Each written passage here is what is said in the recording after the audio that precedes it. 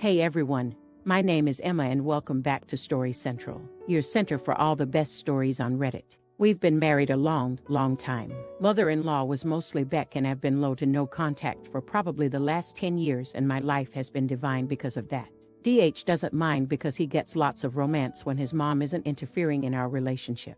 But way back, I tried so hard to get on her good side. I was such a sweet summer child. I thought to myself she should be happy for DH. I cooked and cleaned and threw parties and most people liked me. But she was sly, so DH didn't catch the nuances of her behavior. I tried to point it out, with little luck, because I had no experience with a woman like this. We left for our honeymoon a week after our wedding, enough time for us to set up our small apartment and get cozy living together beforehand. We left for a week with the keys left to mother-in-law to fetch our mail and various things.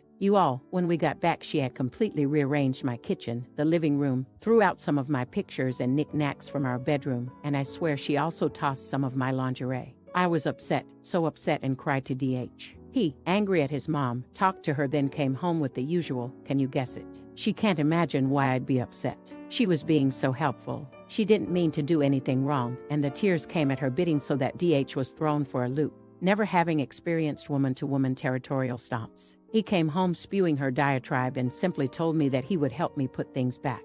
And he did, except for the kitchen.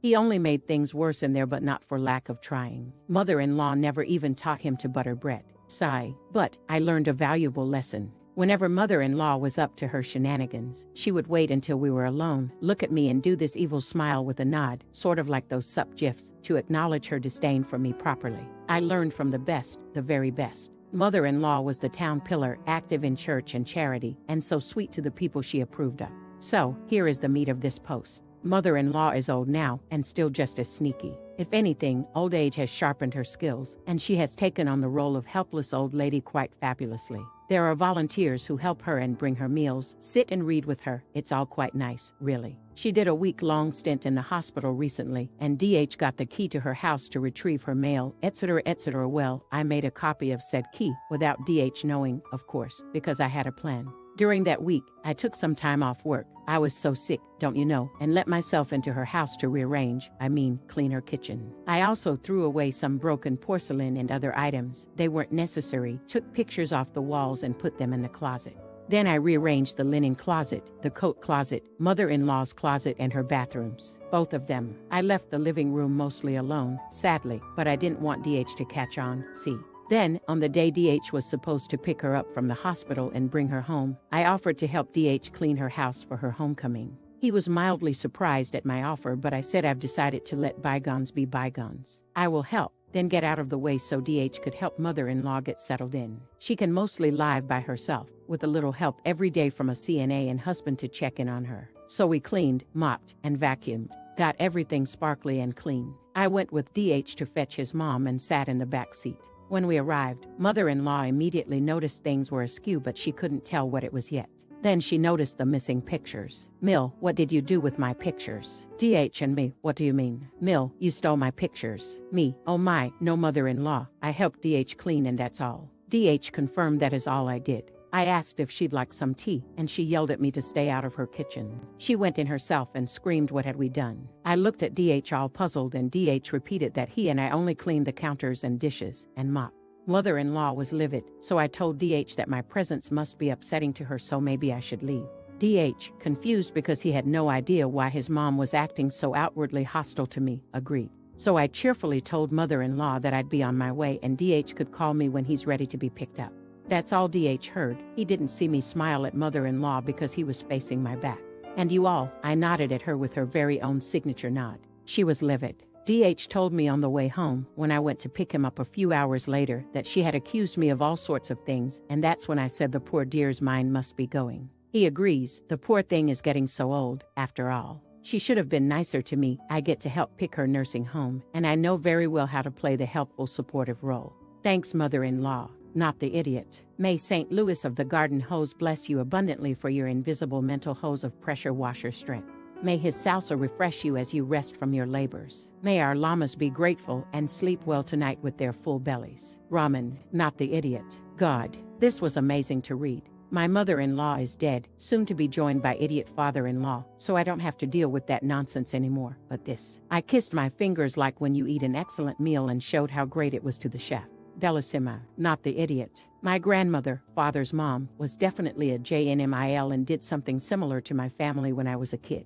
We went on vacation and she cleaned the whole house, rearranged our rooms, etc. I couldn't find some things for weeks. She also flushed a bunch of my living fish right in front of me, claiming they were dead. I wish I had gotten to get her back for some of the bitchy things she did, but not seeing her grandchildren for 10 years probably did hurt at least a little bit.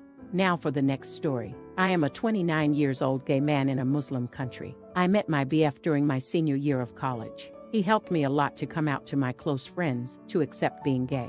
I got through a couple of depression thanks to him. The guilt that I had because of being gay eased thanks to his advice and compassion. This year, I have been finding him physically less attractive. I stopped watching porn since I thought it had an effect. I try to convince myself about the value of the relationship and can overcome this phase. Ending a relationship over lack of physical attraction seems so superficial.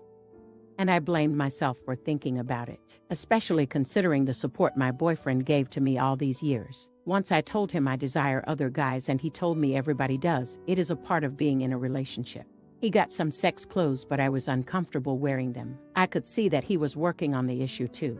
Finally, I started this bad habit of chatting guys on dating apps and exchanging photos, etc. a couple of months ago. I was always sure that I would never actually meet someone in person. I never did. However, last night, he caught me on the app and broke up with me. I did the same thing 3 years ago and he forgave me back then. He is not forgiving now since it is a recurring thing I do now. I cannot blame him. He is absolutely right. I really loved him. I still do. Really quick, if you're enjoying the video, don't forget to drop a like.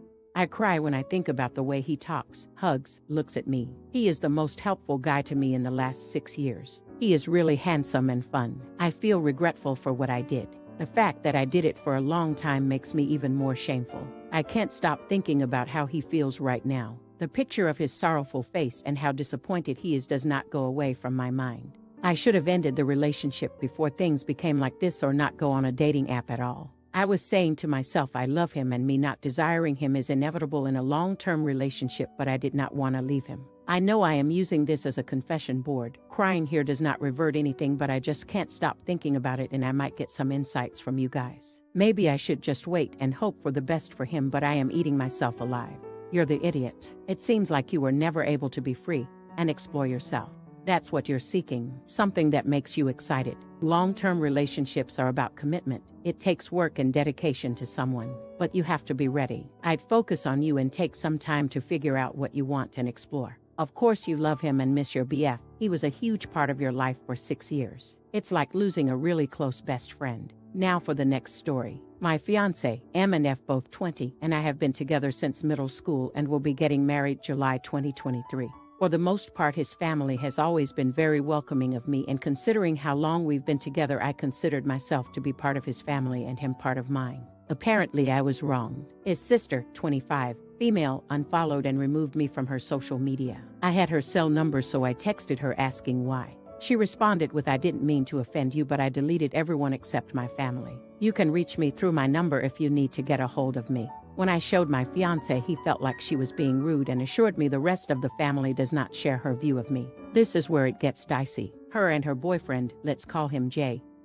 have been together for 5 months. At the family Christmas party, she made a remark about not seeing why I was invited because I'm not a part of the family, and their mother defended me, and my fiancé said her boyfriend is not part of the family either, so he shouldn't have been invited either. She didn't like that and told my fiancé that he was being rude and making Jay feel like an outsider. Now we are working on invitations for our wedding. We are planning on keeping it quite small, only family and maybe a couple close friends. I was feeling really petty and decided to let her know that her invite did not include Jay because we are only inviting family. She hasn't responded yet, but I'm feeling a bit guilty and like maybe I should just drop the petty revenge and take it back. All of his 4 siblings except her are single, and so are all of my 3 siblings. So plus ones weren't even something we had to think about until she started being a shithead. Since she herself said that we aren't family, I didn't think she should be invited at all. But alas, my fiancé brought me to my senses and made me realize there's no reason to be that petty. But since according to her I'm not family after 7 years, then what on earth makes her think her boyfriend is family after less than a year? Additional info: future mother-in-law and father-in-law both stuck up for me on Christmas and told her there's no reason for her to act like I'm not part of the family after all this time. My parents think I'm being petty, but that she deserves it. My mother said something along the lines of "It's so bad, but it's so good." Beyonce says not inviting her is too far. I agree, but that there's no reason for Jay to be invited anyway. We don't know him and nobody else is bringing a +1, so why should she? Not the idiot. I know this is petty revenge, but personally, I'd do the age-old kill them with kindness, because your in-laws will continue to have your back as long as you remain diligent and respectful. She's showing her true colors and only making a rod for her own back, so I would just let her continue and watch the shitshow implode with some snacks. Not the idiot. Don't take the role of being a piece of shot away from her. Be the bigger person, if for no other reason than she can't accuse you of being anything else. Then if she doesn't come, she really looks like an idiot, and if she does, it looks like you cut her a break when you didn't have to. Thank you for watching, and if you enjoyed, don't forget to like and subscribe.